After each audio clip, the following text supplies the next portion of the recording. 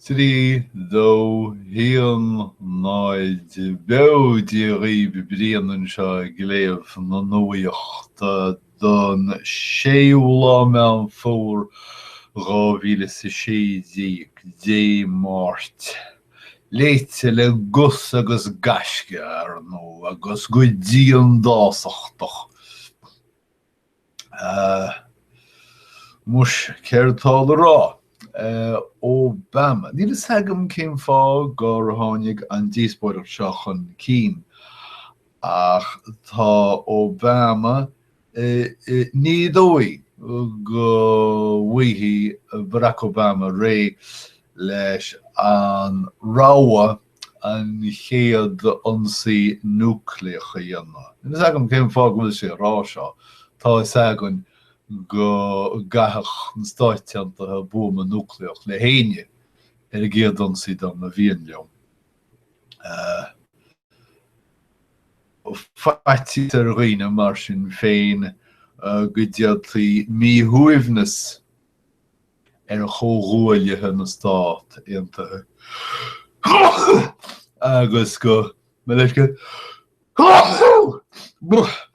agus go dúr faoi áchtach do náidí cad é focail tá bhaim neachar.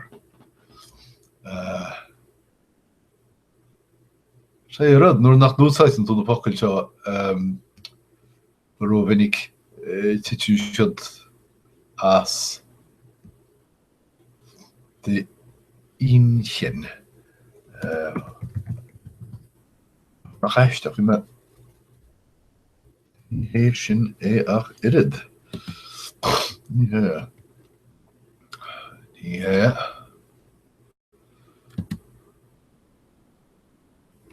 anchasach go bhfuir tíaring sin an bin focail a bhí weim.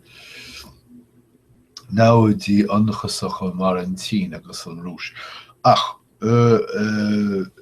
leannaí Meiriceá tá Hillary Clinton agus Donald Trump buíochas le dia ar an ascannamh deiridh. Ní iadidir is an é ascannamh an focail atá weim. Mar tá cuma mar a bhíon na gcónaí sna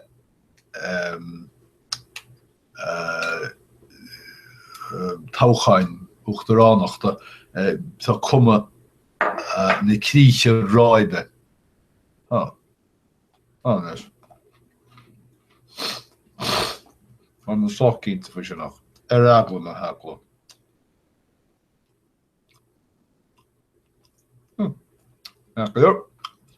Ar an comórtas fa seo. Agus feictir an bhirrta acu ina netlein a gceitilt timpeall na tíre. Hillary Clinton a caint le tuairisciúirí in hetlein feachtais.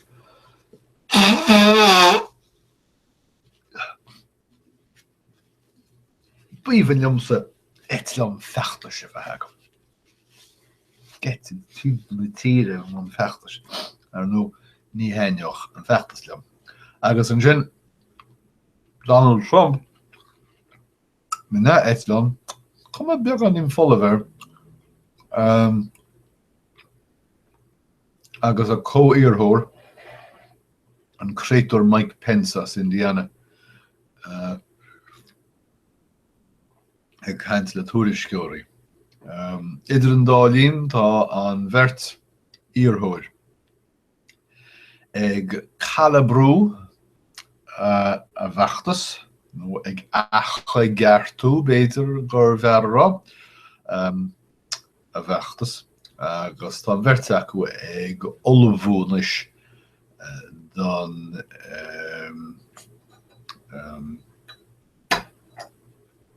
muise.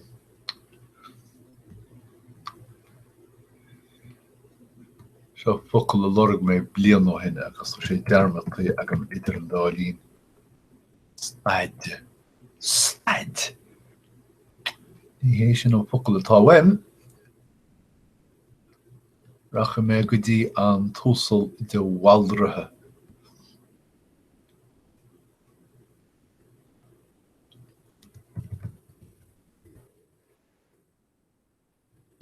Stáid.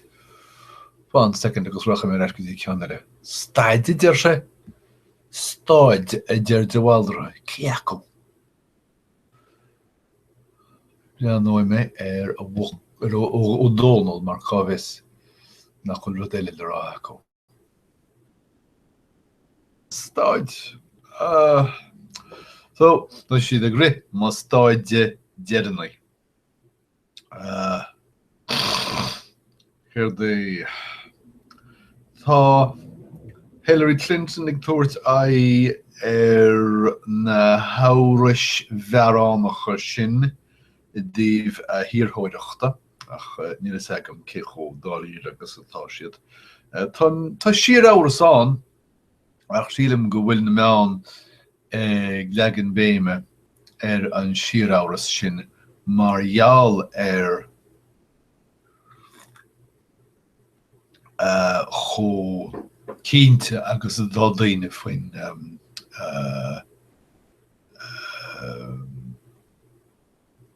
tácham fé seo.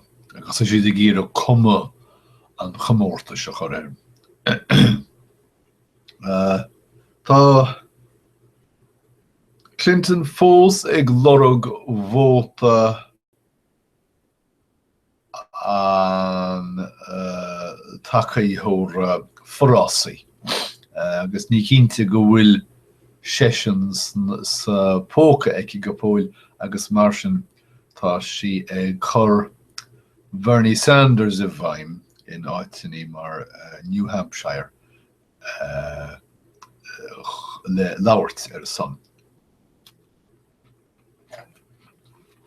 Tá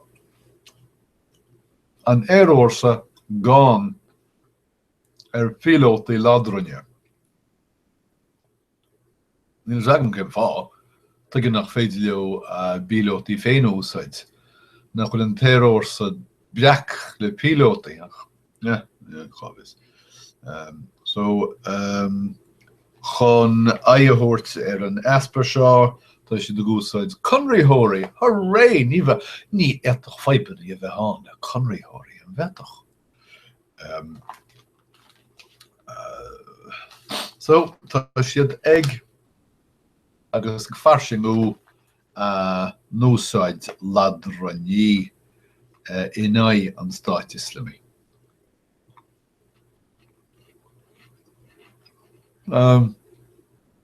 Deir siad nach bhfuil siad a gúsáid na conraíthóirí seo ach de theiscéalaíocht. Cínte. Díreach mar dúsáid siad conraíthóirí chun súile chuineáil ar na príosúnaí in san Iarrac.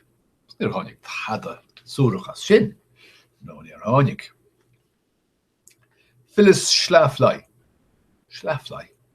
Deir mé Schlafly. Banríon na glúiseachta stiúraí a stiúr na stáitiantathe I ddreo na hete deise. Ach an rud behimúla faoin glúiseacht seo, faoin achtas seo, ná go mo glúiseacht coshaintire an a glúiseacht pobail go nághine. Bheanna Phyllis Schlafly iti féin mar sort creabhair agus níor bheadh measa a bhí ag loch na hete clé ise ach mhairsigh an fionóid sin. Fiú agus daoine rá nach ra bun ná bar len teorachaí ná smuointe. Níor is agam. Ach ba enam coitianta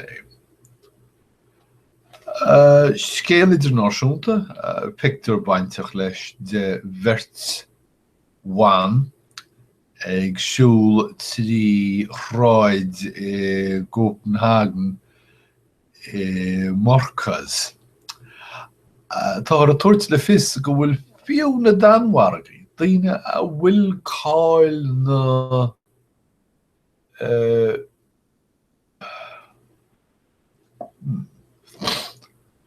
fan second inis. Tá ma róchan portach leis legan Conamárach tinach seo. Sé fáine. Fáide dearm se ar nuach Chatí is ginniteach ar fáid. Fáine, tá cáil na fáine ar loch na Danmhairge. Ach, níl siad sásta leis a gaon a bhfuil na mílte Muslimach ag teacht chun na Danmhairge agus ag bunú well cheart íomh chríocha úsáid níl sagam pócaí cínte Muslimach is i tír sin. Agus tá na slúite Muslimach seo ag chur collag ar phobal na Danmhairge.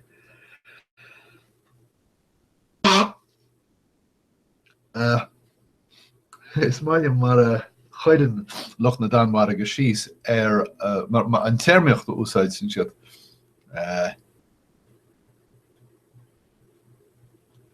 Pobal il etnach muid idir duine bó lidegard. Ach ní sochaí il choltúra iad. Agus tuigim méid atá ráige. Muna bhfuil na hinnimirchaí Muslimacha seo sásta ghlacha leis a gultúr nua. Céim fá go bhfuil siad tágaí chun na Danmhairge in éachar. Agus an mai feibanna cultúra á manú sa tír, muna bhfuil na Muslimis seo sásta agus a rís caiime an focail a lorg. Muna bhfuil siad sásta cóháú an focail atá cloistí agam sa héanach. Cóháú is maiim sin frisin tá se meafrach ar nó cóháthaí in nimmercí go ré leis a bobbal a goitiine. An dhéanann sin? Meascan in nimmercí go forasta leis a bobbal a goitiine. Béidir. Ach tá fri rada ar siúl sa Danmhairge agus níl daoine róhásta leis na Muslimí. Tarlíonn seo gcónaí le Chéad town na nimmercach. Ach, mar atá feici henne féin áitiní mar bhfuil clí agus Meiriceá. Bíonn na daoine seo cóthawlatha tíbhistid glúin bháin. Ach is sé an chéad glúin conspóidí, nó is deachra, agus ar nó. Well, má bheaníonn tú ar an rank. Mu i bheanú ar Muslimí den dar a glúin. Tá i man ionsaithe. Ach tú chuid is mó bheannaí na hansaíthirí seo mar roiine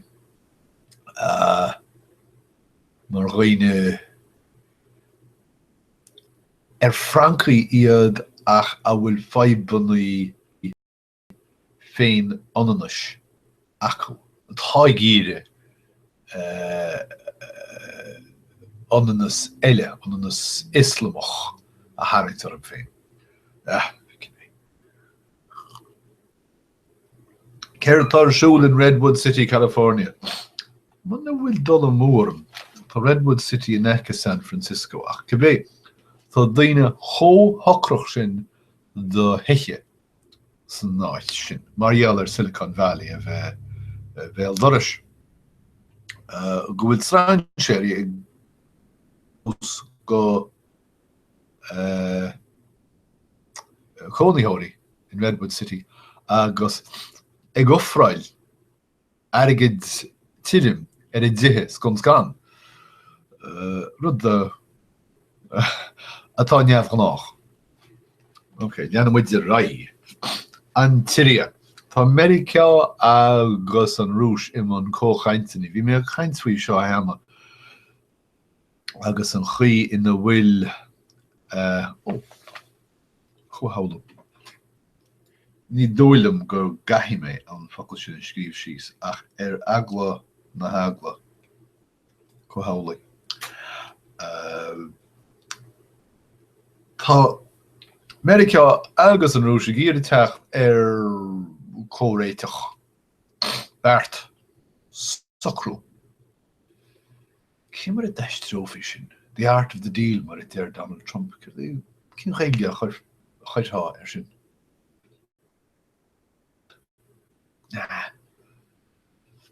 Socrú níos fearr. Córéiteach sort. Cibé níor tháinig an dá hír chóréiteach go fóil tá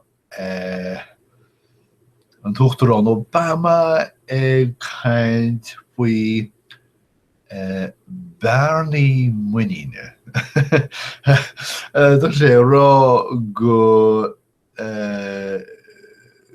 séimh nach bhfuil muine ag na Stáit Aontaithe Ionsaí na Rúise stócha.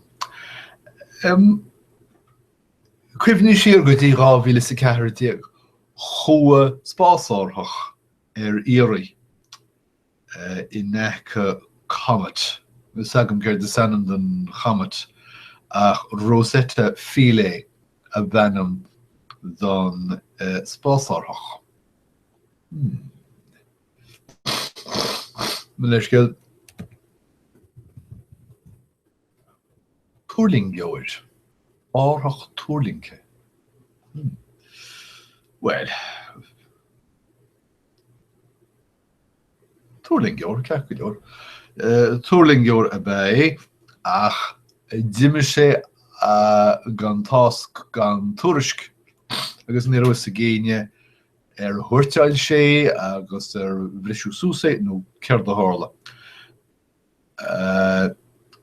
Tá fichiseoir. Tá fichiseoir ag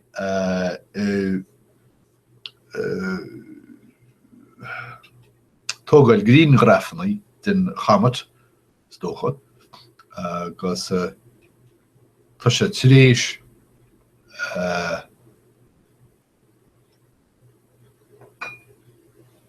go bhfuil is íon na pocail nach bhfuil acha an jobh. Sean fág bhfuil mé á íon Sríomh láthir áit. Tá sé tréis sríomh an túrlingjóra a amsú. Hooray!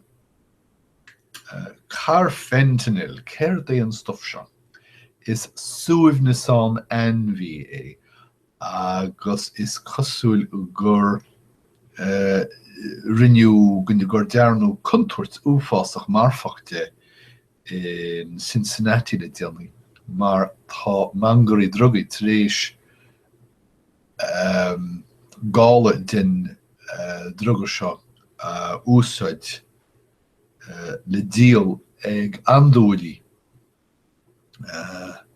agus iadsan agus an druga is cúis le chéad rógáileo, chéad I gceantar Cincinnati le caiiciis nús.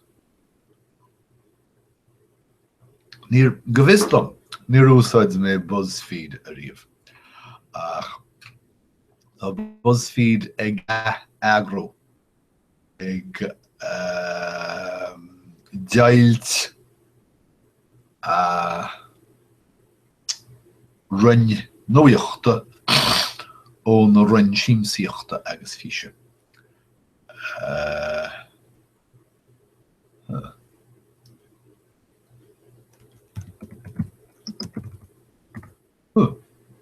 Sin de scior de imi de. Sin pocal a wem. Seach háige. Seach ra telefíse. Yeah. seach cholacht. Sinné, so Chéad chu siad ag duna seach chólachta den rinn físe agus síimsíochta agus ag chur geal mór is dócha. Is dócha gur scanán é nutshell gur drama é ach cibé diantar chursís lechuide an drama nó scanán seo.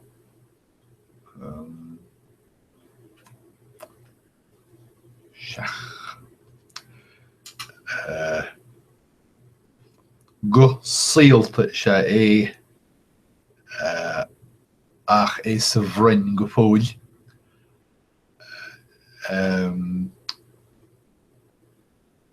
Cuid Hamlet, cuid Stewie Griffin sin an charachtar sin an tra beochanna.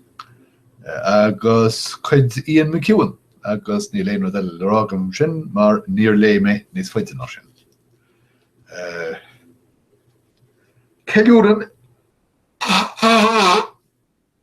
lucht na Hindia hir a gcónaí Nuacht le féile agus dúnmharú gach bliain. So thosa siad go leor mbliana de go ná bíonn an dúnmharú acu I ri na féile lá na práide Íorindíoch Meiriceánacht me gceist trú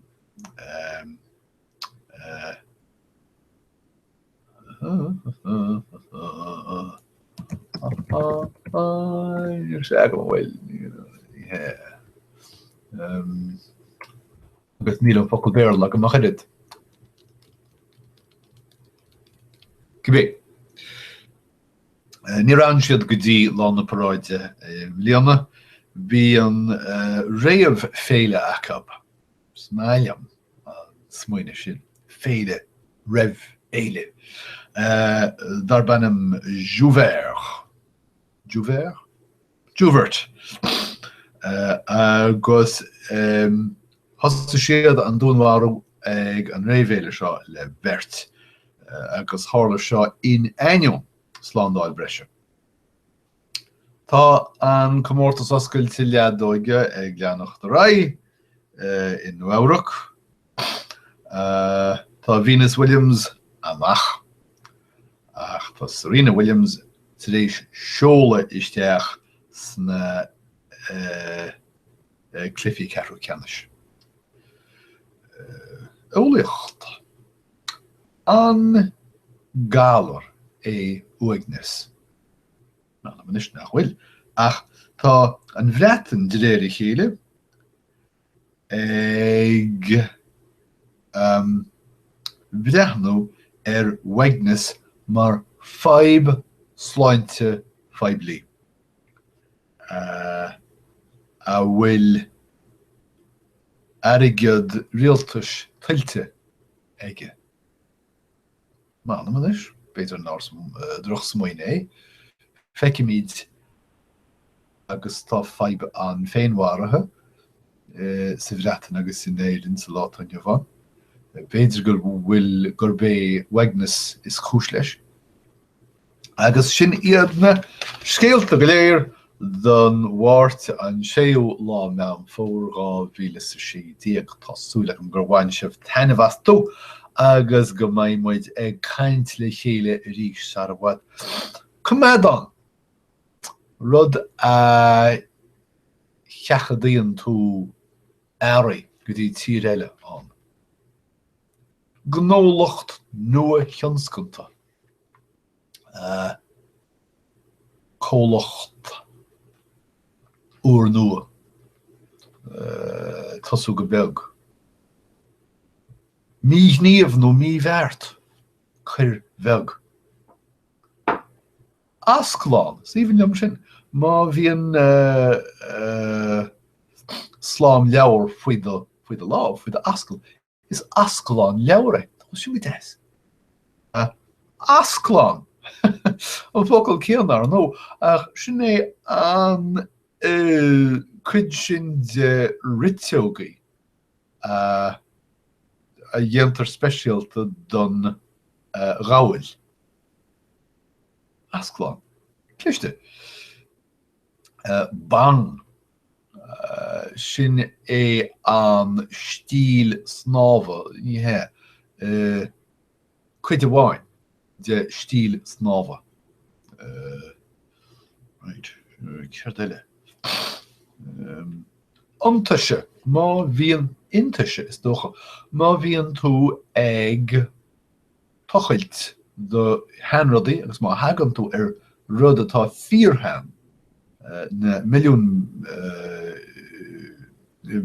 blian inis is intaise é. Intaise? Antaise? Céard eile. Rud a héann tro eile. No. Goris móbílach. Ní maiile an focail móbílach. Ach sé soglúiste nach sé soglúiste an focail úsáitir teach ná. Goris soglúiste. So, sin iad na terminó agus na focail go léir, so tásúla go bhaintse súlas agus go maiid a caiintear is ar bhd agus baide tá mé caiintear a bhd an is so múchi mé an tafad seo, stoppi mé an tafad. Ámór, whoops.